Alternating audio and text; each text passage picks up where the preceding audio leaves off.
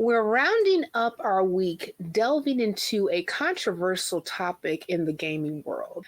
A group of Steam users has launched an anti-woke list categorizing games based on their perceived woke content.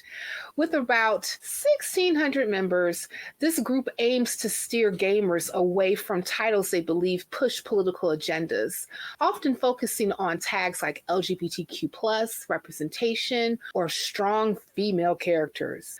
While some celebrate this initiative as a consumer's right to know, others criticize it as overtly broad and reductive, potentially stifling creativity in game design. What does the divide say about the intersection of gaming, culture, and identity? Join us as we unpack the complexities on this issue from a skeptical humanist perspective. This story is from Dual Shockers by Abdullah Al-Takreti on September 9th, 2024. And my first question, I'm coming to you, AJ, as the other resident strong female character on this particular broadcast. How can gamers balance the desire for transparency with the need for inclusive storytelling? Some of the group's critics were stating that it is a consumer's right to know exactly what they're buying, as you said earlier, right? That everybody deserves to know. And as disturbed as I am by some of the wording in these reviews, I have to play devil's advocate here and admit that I kind of agree. I think the article states that ultimately games are media with messages to convey, and no company should be shy about its messages, right? But users should also be free to analyze and interact critically with narratives and mechanics. That was the quote that they said about that. And I am a firm believer in freedom of speech, even when I disagree with someone's statements or ideas that might be hateful or harmful. Although we can clearly draw a line on what is simply hateful and what can lead to, physical or real tangible harm. I don't think that censorship is the solution to preventing people from having hateful beliefs, but rather using our own communication skills to engage people in discussions and encourage them to use critical thinking in order to learn, to grow, and to adjust their worldviews to the society that we live in today. We can remove hate by helping people understand why it's wrong, not by forcing them to hide it through censorship. That would just be sweeping it under the rug, and it is not helpful in destroying hate from its root. I was just thinking about while you were talking, and especially when we are talking about free speech, right? And one of the things that we've also talked about a lot on the nonprofits is pervasive book banning, especially if the content happens to be like these gamers are talking about, too woke and also right, and actually they find it like questionable content that should be in school libraries, right? And it seems like that we're almost getting to the point where we're pushing this same idea on other media like games, right?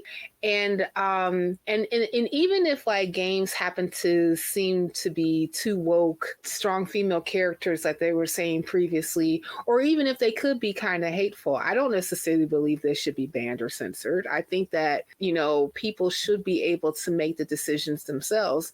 I think that they should actually have like a familiarity with the content itself, but that's only so that you can be informed on if you want to buy it or not. But as far as like trying to slap some type of label that this is something that you shouldn't be able to get because it's this or it's that, I don't really agree with that.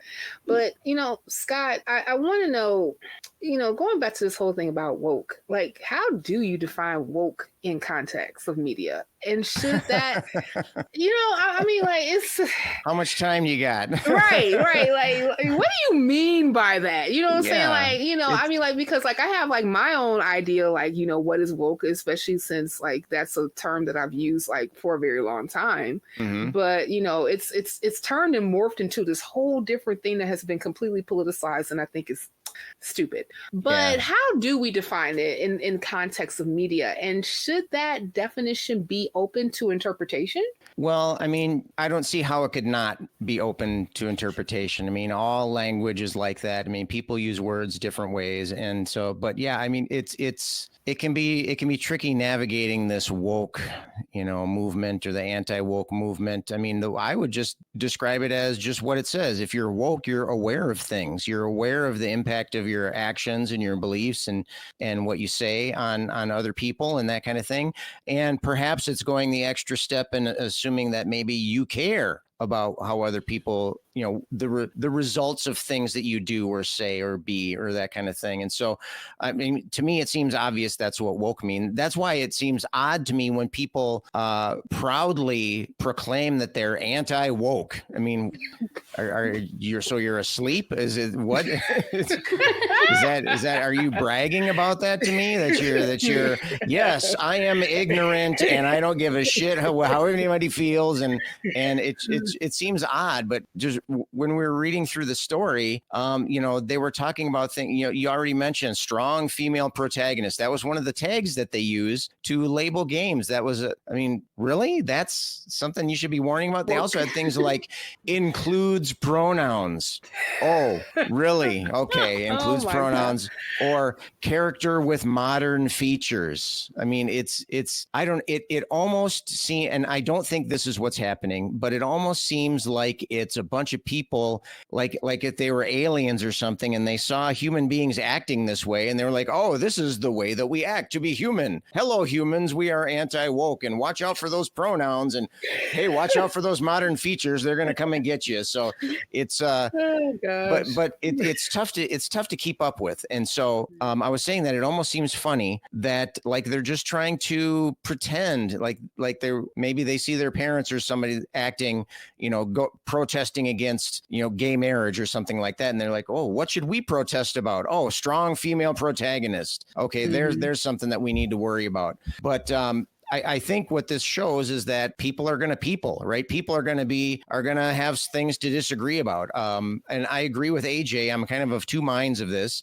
I think that, shutting them down and saying, no, you can't say that is, I don't think that's the way to do it. I think that, in this particular case, and I don't want to cast gamers as being immature. I'm a gamer myself and I'm well into my 50s. And so, I suppose that doesn't mean I'm not immature, but but that does mean I'm not young. And so it's not like we're just talking about kids here. And so we don't want to cast them as being immature, although it does have some aspects to that. It's hard not to, because it's immature behavior. It's immature behavior. It's lumping people together. It's lumping these games together. It's saying that if a game uses pronouns, then there's something bad about that. They're trying to get us to believe a certain way. They're trying to get us to think a certain way, which I don't know. There might be some truth to that. I generally don't think that's really, we're going to change the world by using pronouns in this video game. It seems kind of silly to me, but but at the same time, it's these gaming communities are a way that a significant portion of the population live their lives. And there are people that's really their whole life is their gaming community. And so as somebody who's basically a casual gamer like myself, it's easy to see this as, oh, it's just the gamers acting up again. But, we have to take it seriously because it's a reflection of the people that are playing those games, many of whom are just like us. And so I don't see this as really being something surprising or different from the rest of society. But, there it is. It makes the headlines. Games make money. And so money makes headlines. And so it's on the headline. So we're talking about it today, I guess. Yeah, I think it would be interesting to see the demographic behind the people in the group, in that specific It would be, yeah. It would. I would love to, I wish that the article probably would have had maybe some demographic information Mhm. about, like, who are the ones who are, forming these communities who want to label games, where are their political leanings, Right. what are, some other aspects that could be could also be involved with them wanting to even lend their voice to something like this in the first place. But, I'm wondering what ways can the gaming community, because like we have these people, right? That's like coming up with ways for you to basically censor or telling other people, not to buy certain games because they're too woke, and this is what you can use to have your woke-o-meter on, so it would determine what you will and will not buy, right? But I want to know, like, what's the opposite side of it? And AJ, I kind of want you to start on this.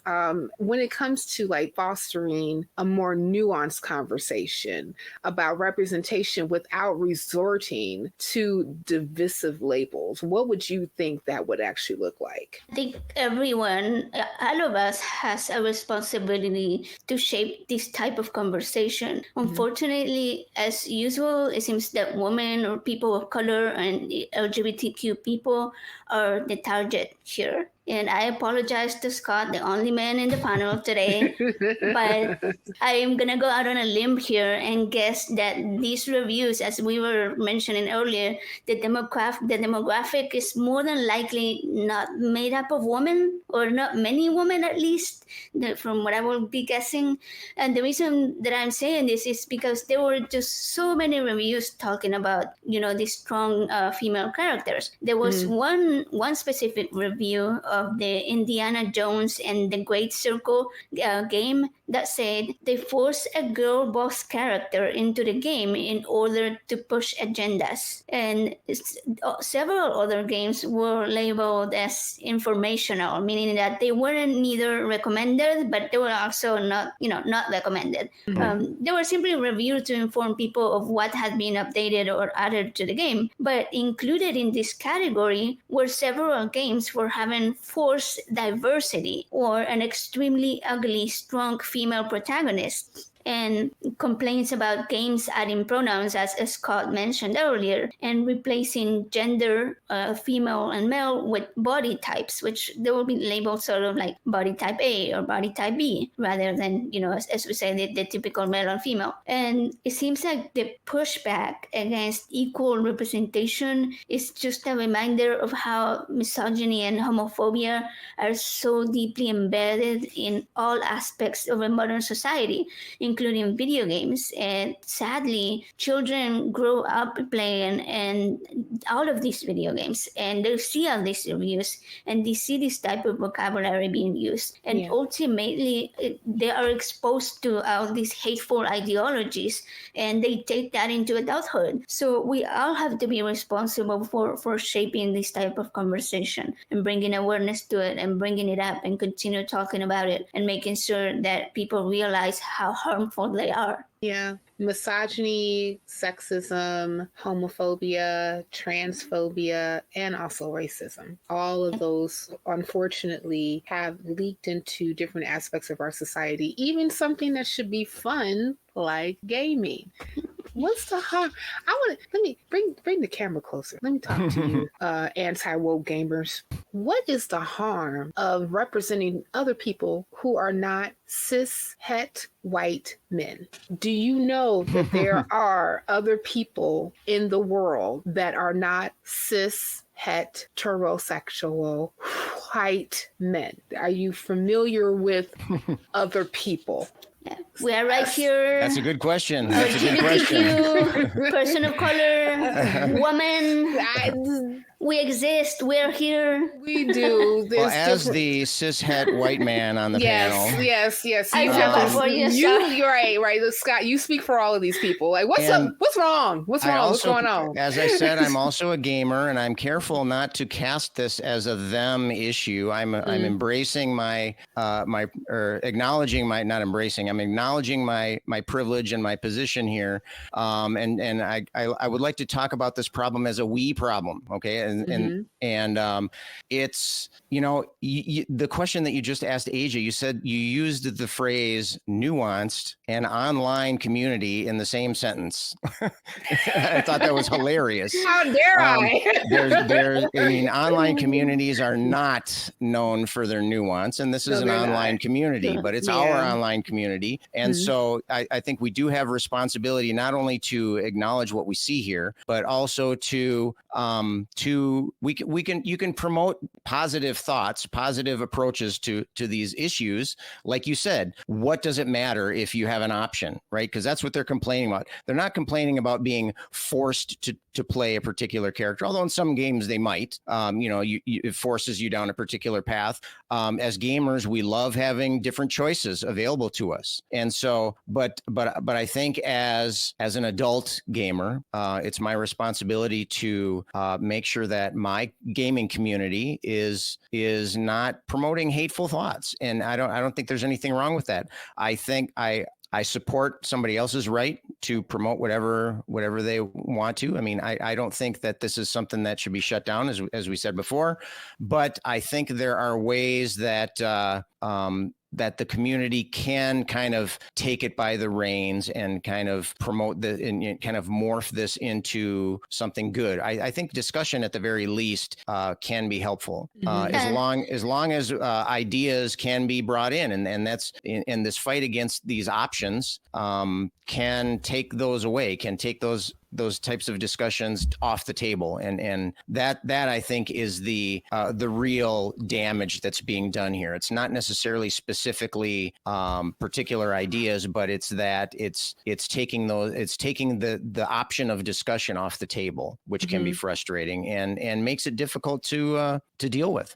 Yeah, I think, Scott, this is the perfect example of what we can do. Like you being here and taking everything that we're throwing at you, and you're still here standing up for it and speaking up against it. And I think that is what a lot more people could do.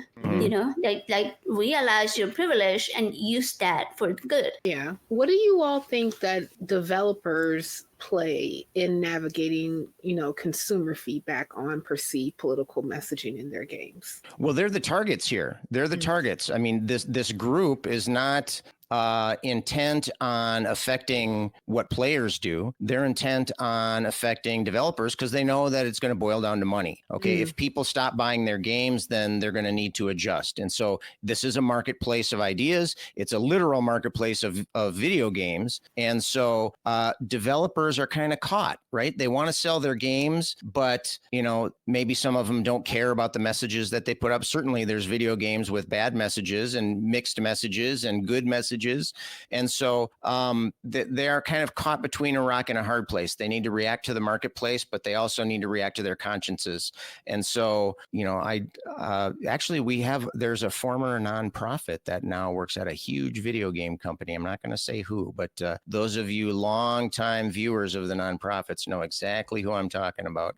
But anyway, in any case, but yeah, I think that if we can promote discussion and promote conversation, I think that the good ideas have the opportunity to bubble to the top. And what say you, AJ? I mean, I think that Steam has 69 million daily users. It's huge, and the group in question is only made up of about 1,600 users that actively write reviews, right? But they do have 9,000 followers, so people that support that. And while I am happy to see that the amount of people doing this is just a tiny fraction of the overall user base, it seems that they have had the power to shut down certain games. And although the reason why these games were truly shut down seems to be in question and not necessarily directly related to the reviews, I think that we can all agree that consumer reviews often do sway people's decisions on whether they're going to buy a product or not. And you can see that in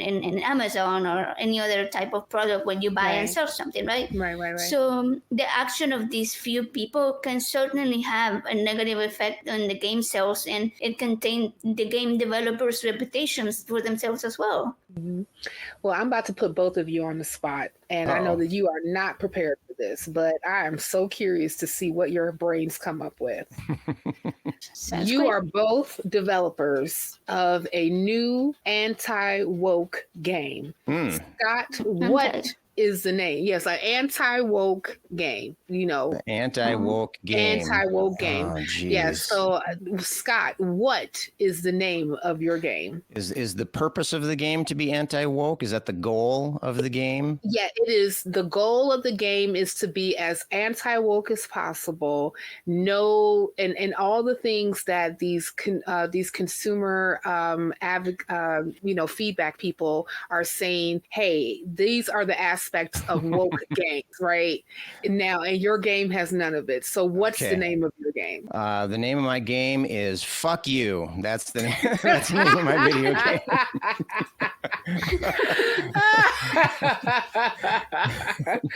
Now you might notice that when I said that word, I pronounced it as F asterisk CK. So so the censors can't buzz me on that, right? I didn't say fuck. Oops, there I said it with a U. Sorry, but the first time I said it had a star on it, so that was okay. That makes it okay. Yeah. That makes it okay. That Yeah. makes it okay. Just What say about like you? you say like in the good place and may say fork. Fork. Fork you. Fork you. Fork you. AJ, what's the name of your anti-woke game? I'm thinking I'm gonna call it Toxic Masculinity Ride. Ooh. Toxic Masculinity Ride. Okay. All right. All But right. now that you That put leaves toxic, it open for a lot of imagination. Yeah, just Yeah. imagination. What? now you put toxic masculinity in it, they're going to be like, no, that's a woke game. You know what? You're right.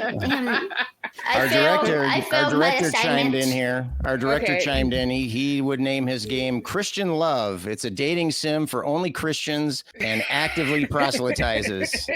Christian Love. I'm gonna change my answer to that. Yeah. That's the Yes. winner. That's Yeah. the winner. All by that Right. one. Right. Yes. Yes. And I will add to Christian Love and with a subtitle: Christian Love, fuck your pronouns. That's And it. But guys, listen. But if you want to know more about our pronouns and regular nouns and adjectives and predicates and conjunctions, click here. Oof.